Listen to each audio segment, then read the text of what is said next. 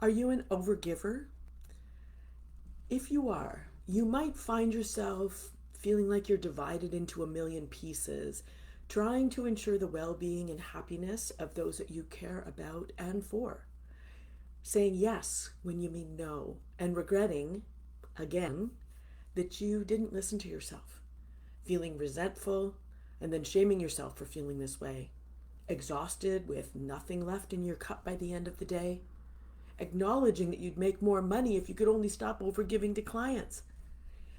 Feeling stressed and overwhelmed by the many tasks on your to-do list.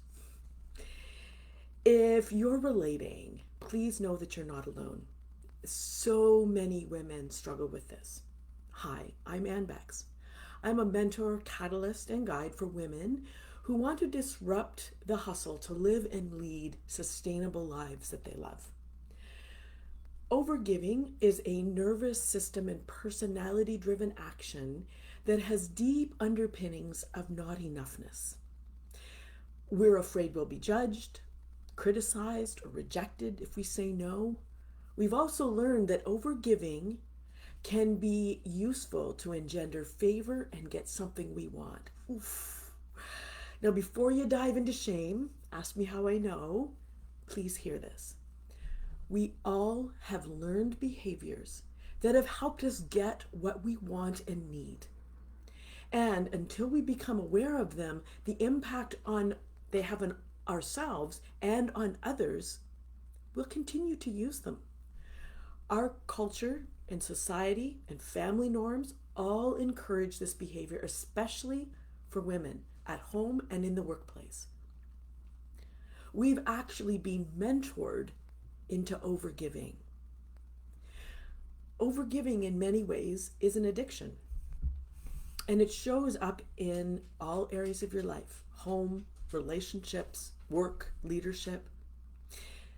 Let's examine how Dr. Gabor Mate describes addiction. He says any behavior that gives you temporary relief, temporary pleasure, but in the long term causes harm, has some negative consequences, and you can't give it up despite those negative consequences. Let's pull that apart in this concept of overgiving. You get temporary relief when you overgive because it reduces the feelings of not enoughness. But the price you pay is exhaustion, feeling resentful, divided up into a million pieces serving others, and you get burnt out. And if you decide to stop this behavior, nope, I'm not going to overgive anymore, your sense of not enoughness bubbles up and you feel so much anxiety and stress, guilt, that you revert to the more comfortable experience of overgiving. It kind of fits, doesn't it? When we unpack this a little bit more, we see that we're not comfortable in our own skin, that our birthright is enough for us to take up the space that we do. We see that being judged causes us so much anxiety that we avoid it at all costs, even to ourselves. We see that we're oriented to external validation of our enoughness. We see we're not comfortable in situations of disagreement. We don't know how to navigate in a way that feels okay to us. We don't know how to have our own backs. And we don't know how to navigate in a way that we don't know how to negotiate in a way that feels okay for us. From this, we can see both the cost of overgiving and the benefits about how it helps us to feel okay and safe.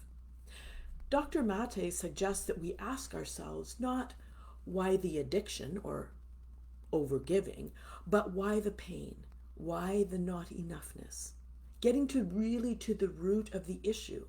And unless we get to the root of the issue, we're actually not going to be able to stop the behavior of overgiving because it's buried beneath. The thing that this sort of not enoughness in some version is what keeps us repeating the overgiving over and over. When we untether ourselves from this false belief that we're not enough in some form, it impacts so much of our lives. You get to be you, unapologetically. Own your quirks and your beauty. You have your own back. Your yeses and nos are true.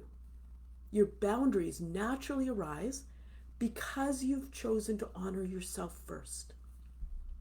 Self-compassion and self-love are a felt experience, not just I love myself, but a felt experience of love and compassion for yourself.